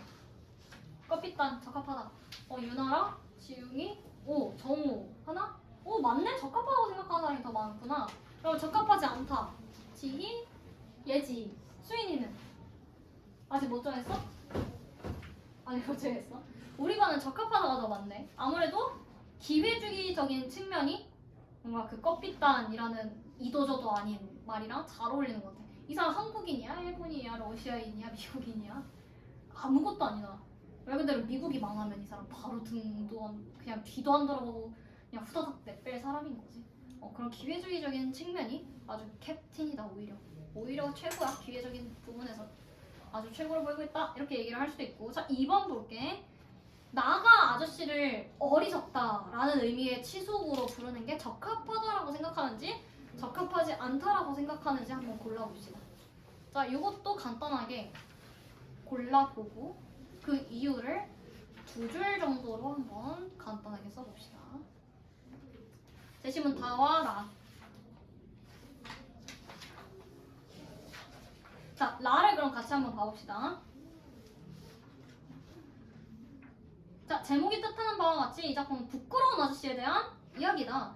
자, 사회주의 운동을 하고서 감옥살이 5년 만에 풀어나나 한 진보적 지식인에 관한 이야기를 그 조카 시점의 인물이 되어 전한다.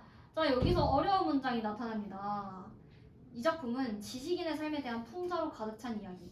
그러니까 풍자하는 대상이 뭐야? 첫 번째, 표면적으로 지식인의 삶이야. 1차 풍자는 지식인의 삶이야. 그런데 이 얘기가 2차로 흘러. 그 안에 숨겨져 있는 의미가 그 다음 밑줄 일상인의 전도된 의식에 대한 역비판의 성격. 그러니까 2차로 들어가면서 오히려 역비판이 된다. 지금 표면적으로 나아가 치숙을 비판하고 있어. 그게 표면이지.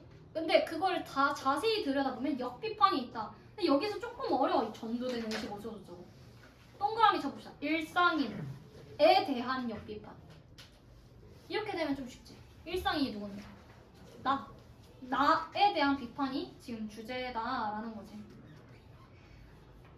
그렇지. 그래서 마지막 줄 한번 봅시다. 이 작품의 본질적 주제는 밑줄. 일제 말기 내선일체라는 이데올로기까지만 쳐주면 돼. 뒤에는 너무 복잡해지는 것 같아.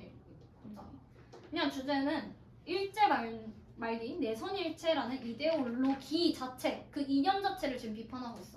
자, 그렇게 했을 때 치숙이라고 부르는 게 적합하다, 적합하지 않다 한번 써봅시다.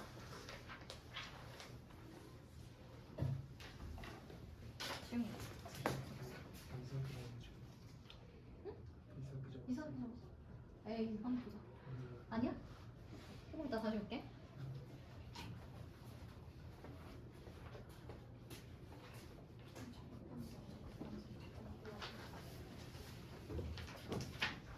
이것만 골라봐.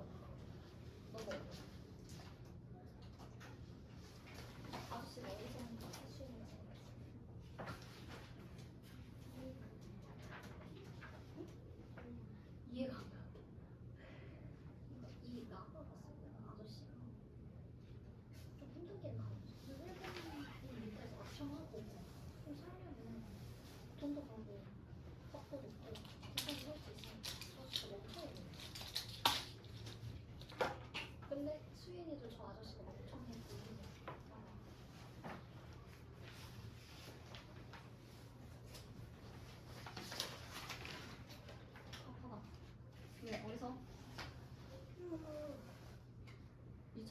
아저씨가 어리석다고 생각해?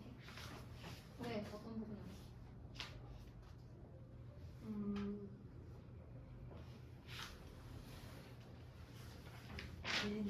안 돼. 그냥 안 돼. 왜 어리석은지 설명해 줘. 읽어봤잖아. 읽어보기는 그러면 느낌이 어때?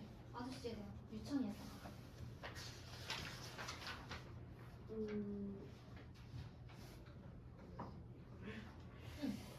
표현해.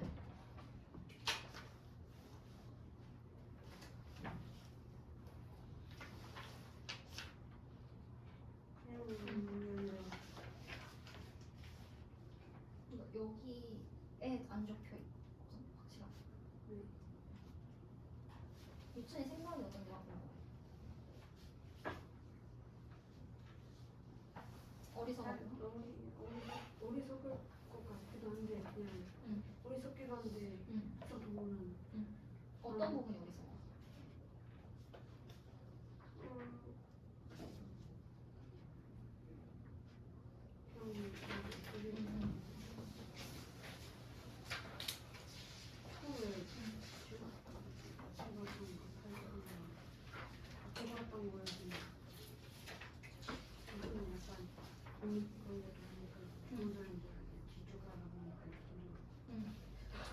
점점 아니야? 점점 처음에서 이게 점점 안 좋아지는 것 같아가지고 그러면 어떤 부분이 안 좋아졌는지 한번 써보면 좋을 것 같아. 좀 찾아서. 저는 어리석다고 생각하지 않아요. 저 카페. 왜 어리석어? 그래서 사람과의 운동을 한 것이 어리석다고 생각해. 응. 응. 아, 그러니까 그 애가 이렇게 어리석다고 생각하는 게 적합하다라고 생각한 거지. 그러면 정우는 어떻게 생각해? 똑같아? 어리석어? 어떤 부분이 어리석어?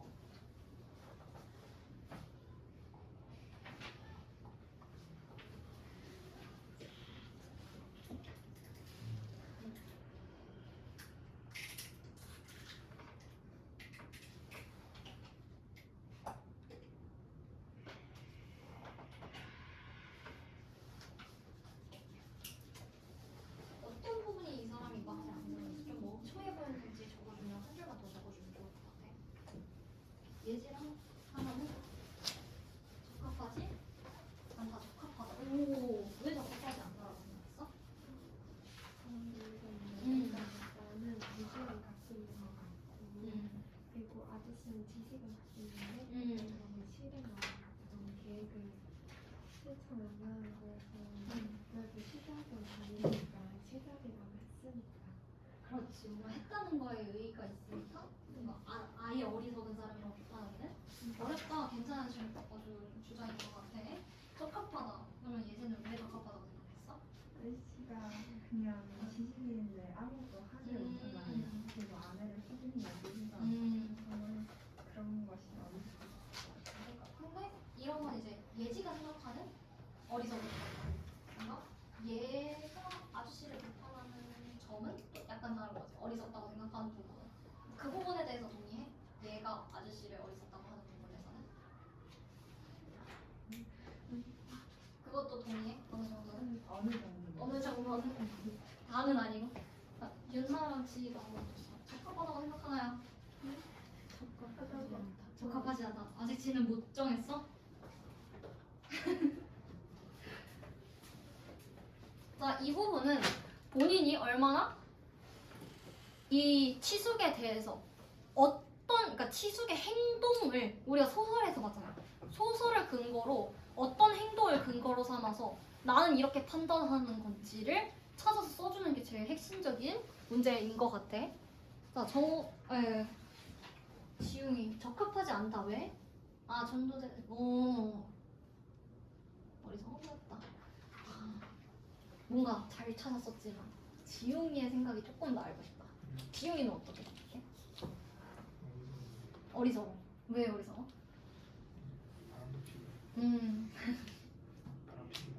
나쁘지. 그런 부분은 확실히 어리석다라고 얘기를 할 수 있어. 이거 괜찮은 것 같은데? 뭔가 주제로? 뭔가 어리석다고 생각하는 점이랑 어리석지 않은 점이 있다면 또 그거는 어떻게 볼 수 있을지, 아저씨에 대해서 본인이 어떻게 생각하는지를 적어보는 것도 이거 오늘 원고지 주제로 괜찮을 것 같아서 3번 볼게요. 일단은 껍빛단리와 치숙이라는 제목의 표현법상 공통점과 그에 대한 효과를 써볼 건데, 자 일단 공통점부터 써보자. 두 작품 모두 제목을 반어적으로 표현하였다. 반어.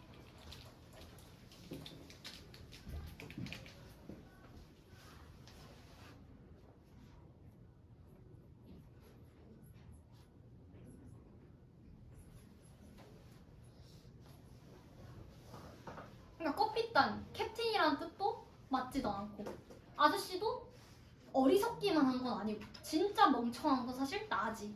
나는 머리에 든 게 없으니까 사실 나가 더 어리석다라고 얘기를 할 수 있지. 그러니까 둘 다 반어라는 뜻인데, 이 반어의 효과, 우리 아까 전에 서리법의 효과 썼었다. 오늘은 지금은 반어법의 효과를 좀 써볼 건데, 자, 두 작품 모두 반어적 표현을 통해 독자로 하여금 깊이 있게 생각해 보게 하며, 독자로 하여금 깊이 있게 생각을 하게 하며,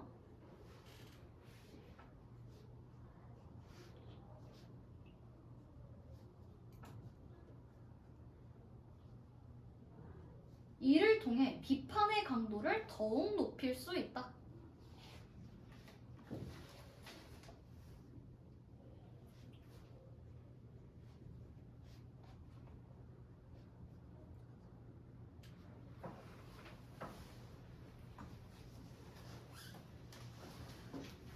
깊이 있게 생각하는 만큼 내가 더 그 주제에 대해서 비판적으로 생각하게 되겠지. 자, 4번도 마찬가지야. 껍빛달리에서 이인국을 주인공으로, 치중에서 나를 서술자로 내세우는 공통적인 이유도 마찬가지야. 이인국, 나 어때? 신뢰가 안 가는 인물이야. 자, 써봅시다. 신뢰가 안 가는 인물.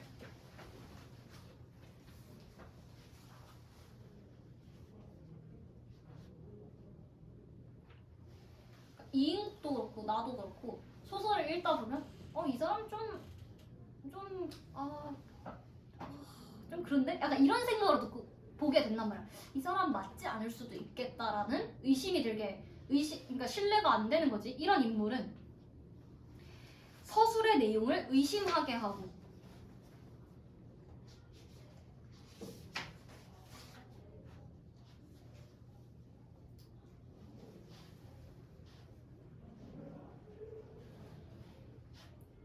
결과적으로 주인공 또는 서술자를 비판하는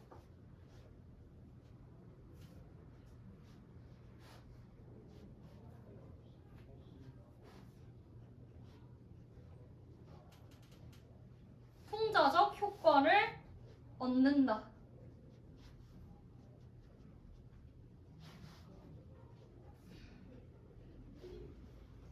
그래서 밑에 더에서 긍정적 인물 vs 부정적 인물이라는 건데, 자, 세 번째 문단에 이렇듯 부정적 인물들이 소설의 전면에서 긍정적 인물들에 비해 뚜렷하게 드러나면서 마치 작가 자신의 의견을 같이 하는 양 묘사되는 과정을 통해 작품은 동그라미 반어적 효과를 누리게 됩니다. 반어적 동그라미. 세 번째 문단의 두 번째 줄.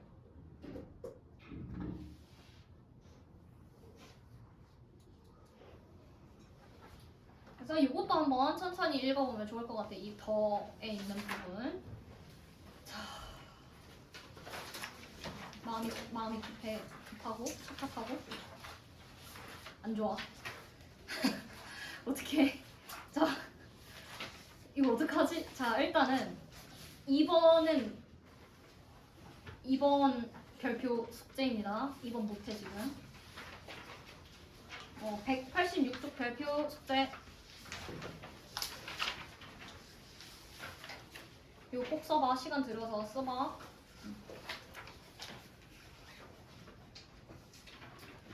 그리고 지금은 간단하게 지금 178쪽에 가나다라마의 제시문을 좀 중심 문장 위주로 체크를 해볼 건데, 자, 가에서 봅시다. 두 번째 줄 창씨기명 동그라미.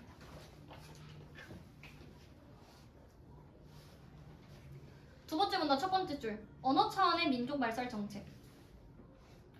이거 아까 전에 그 이인국 씨에 대한 그 표 정리하면서 일제 시대의 사회 변화에서 얘기를 했던 거야. 그래서 일단 첫 번째 이름 없앴고 두 번째 한글 못 쓰게 했어. 그래서 그 자세한 내용이 여기 나와 있어. 뭐도 안 되고 저것도 안 되고. 그래서 3문단을 보면은 3문단 두 번째 줄.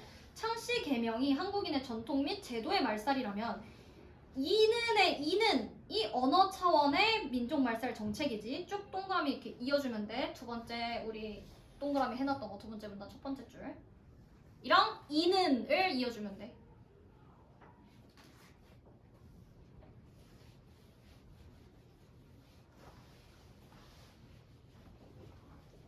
찾았어? 이는 마지막 줄에 이는을 두 번째 줄에 첫 번째 줄 언어 차원의 민족 말살 정책이랑 이어주면 됩니다. 이는을 요거랑 이어주면 돼. 축하해줬지. 오케이. 요거랑 이는. 그러니까 1번 창씨개명, 2번 언어 차원의 말살 정책이 한국인의 말살하려고 한 것이다 라고 지금 정리되고 있습니다. 자, 그 다음에 나를 봅시다. 해방 후 일제강점 기의 친일 행위를 사람들을 청산하기 위해 두 차례에 걸쳐 법률을 만든 적이 있다. 처음은 동그라미. 자, 마지막 줄에 1년간 시행하였으나 결국 실패하고 말았다. 처음에 어땠다? 실패했다. 옆 페이지 넘어갑시다. 처음은 그리고 두 번째는도 있네요. 두 번째는이 실패했고 첫 번째도 시행되지 않았다. 처음은 마지막에서 두 번째 줄 시행되지 못했다. 두 번째는 어쩌고저쩌고 1년간 시행됐으나 실패하고 말았다. 둘 다 찾았지? 그러면 지금까지 친일파 잘 척결됐다 안 됐다? 안 됐다. 지금 재벌의 대다수가 사실 친일로 인해 부를 축적했기 때문에 문제가 되고 있는 거지. 근데 너무나도 오랜 시간이 지나버렸기 때문에 지금 와서 그것을 문제를 해결할 수는 없다. 자, 반민족 행위 처벌법은 다음과 같은 행위를 한 자를 친일파로 규정했다. 자, 반민족 행위 처벌법 밑줄. 자, 우리 넷째까지 나오거든. 첫째, 첫 번째 줄에 나오고 둘째, 세 번째 줄에 나옵니다. 일본 정부로부터 자극을 받은 자. 자, 셋째, 네 번째 줄에 나오고 그 바로 밑에 줄에 넷째 나옵니다. 하나, 둘, 셋, 넷. 요거에 해당하는 사람들을 친일파로 규정했습니다. 넷째가 좀 길어. 넷째부터 쭉 밑에까지 다 넷째에 해당하고요. 다 봅시다. 독일이 일본이랑 이제 같이 전쟁을 한 건데 이때 마르틴 하이데거라는 사람이 나치에 협력했었다. 근데 이 마르틴 하이데거가 존경받는 독일 철학자이자 지도급 인사다. 이런 사람도 나치에 가담했다라고 얘기를 하고 있어. 그래서 그 두 번째 문단 마지막에서 두 번째 줄. 사회 지도층으로서 전체 독일을 움직이는 힘을 가지고 있었었고 그의 나치 협력은 부인할 수 없는 역사였다. 그러니까 이 사람이 나중에 돼서 후회하고 나 어쩔 수 없었어 라고 얘기를 해도 없었던 일이 되지는 않는 거잖아.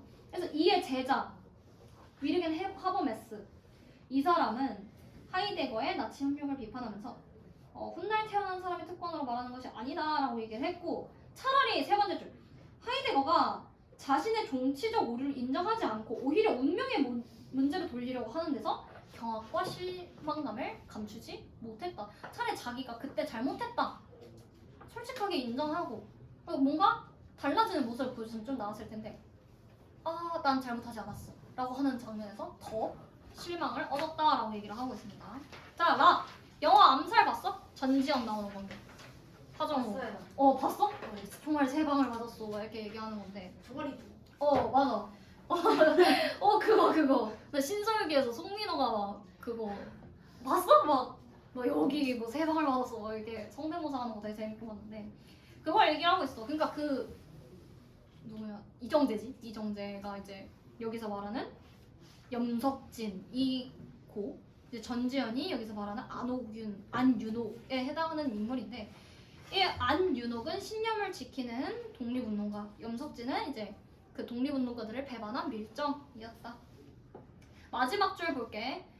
자, 마지막에서 두 번째 줄. 목소리를 벗어나기 위해 그러니까 독립운동가들을 팔아넘기고 독립자금을 빼돌린 밀정들이 많았다는 역사적 기록은 염석진이 악역이긴 하지만 오히려 현실적인 인물이었다라는 생각마저 들게 한다. 볼게.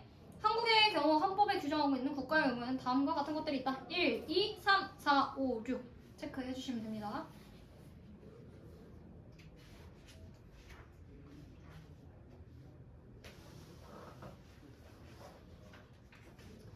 자, 그래서 우리가 뭘 해야 되냐? 오늘 안에 못하지만 자, 이거 꼭 숙제야. 자, 여기 보면은 검사 동그라미 181쪽 검사 동그라미 변호사 세모 그 다음에 182쪽 검사 동그라미 변호사 세모 피고인 세모 옆에 183쪽에 피고인 세모 검사 동그라미 변호사 세모까지 지금 세모가 3번 나오고 동그라미가 3번 나오지. 즉 이 사람의 죄를 물어야 되는 게 3번, 변호해야 되는 게 3번이야. 그러니까 즉 3번씩 근거를 각각의 입장에서 아까 표 적어준 것처럼 3번씩 적어주면 돼. 그리고 재판장은 본인이야. 본인이 생각했을 때 이 사람을 용서할 건지 아니면 죄를 물을 건지 재판장에 써주면 돼. 오케이? 그 다음 184쪽 봅시다. 이것까지만 하고 갑시다. 그러니까 가나 다만 좀 중심 문장 체크하고 갑시다. 자, 가볼게. 오늘날 지식정보 산업이나 문화 산업이 급속하게 발달하면서 지식이나 문화가 밑줄 높은 부가가치를 띠는 상품이 되었다. 이에 따라 지식과 문화를 만들어내는 지식인의 역할도 부각되고 있다. 자, 1번 지식인들은 1번 단지 비판적인 사회개혁 활동에 참여하는 것을 넘어서서 2번 산업 분야 연구 활동을 이끌거나 3번 문화 상품을 생산하는 벤처 기업을 이끄는 등 역할이 확대되고 있다. 자, 지식인의 사회적 역할에 대한 관련한 논의는 단순하지 않다. 그리고 우선 나왔네. 1번. 기존 질서에 대한 비판자로서 역할을 해야 한다. 밑줄. 두 번째 줄에 2문단의 두 번째 줄. 기존 질서에 대한 비판자로서 역할을 해야 된다. 그리고 2문단은 계속 비판자로서의 역할에 대해서 얘기를 하고 있어. 3문단의 첫 번째 줄. 비판적 지식인, 그러니까 상반된 의미로 두 번째. 기능적 지식인, 2번 기능적 지식인. 자, 그러면 지식인에 대한 사회적 역할이 두 가지로 나뉘어. 첫 번째 비판적 지식인, 두 번째 기능적 지식인. 두 가지는 반대됐다라고 얘기를 했지. 상반되었다. 자, 나 볼게. 나는 이회영에 대한 얘기야. 이회영 당시 가치로 600억 원 정도의 돈을 모두 이제 써가지고 독립운동에 투자를 했고, 마지막으로 안타깝게도 1932년 일본군에게 잡힌 이회영은 모진 고문을 당하다 세상을 떠났다 라고 얘기를 하고 있습니다. 600억을 다 쓰고 결국에 가난에 시달리고 고문을 당하다가 세상을 떠났지. 자, 장기려 박사, 이분도 위인전에 자주 나오는 분이죠. 자, 이 장기려 박사는 세 번째 줄. 세 번째 줄이 아니라 마지막에서 두 번째 줄. 신상수훈의 삶대로 살려고 노력하였으며 하나님과의 약속을 평생 지키려고 노력한 진실한 크리스천. 그래서 이 중간 내용들을 보면은 돈이 없는 사람들을 위해 무료 진료를 해주고 뭐 그런 얘기가 나와 있습니다. 뭐 기금을 만들어서 사람들을 도와주고, 그러니까 이런 근거가 이 장기려 박사의 삶에서는 뭐 신상수훈이 있었다라는 거지. 자, 그래서 지식인으로서의 바람직한 삶의 자세에 대해서 논술해보자고 했는데, 자, 지금 숙제 얘기해 줄게. 자, 숙제 지금 일단은 교재에서 본인들이 안 해오신 거예요. 내가 낸 게 아니라 원래 해왔어야 되는데 안 해오신 거기 때문에 이거를 나를 원망하면 약간 억울해. 했어야 됐단 말이야. 그치? 자, 그래서 이거 교재 숙제는 교재 숙제고 이 원고지 숙제를 해야 된단 말이야. 원고지 숙제 일단 첫 번째 치숙에 대한 본인의 치숙이 어리석은 점과 어리석지 않은 점에 대해서 최소 각각 2가지씩 적어야 돼. 그리고 그 다음에 내가 생각했을 때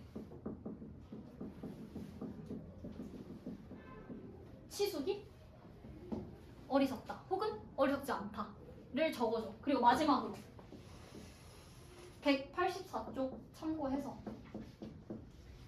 내가 생각했을 때 지식인이라면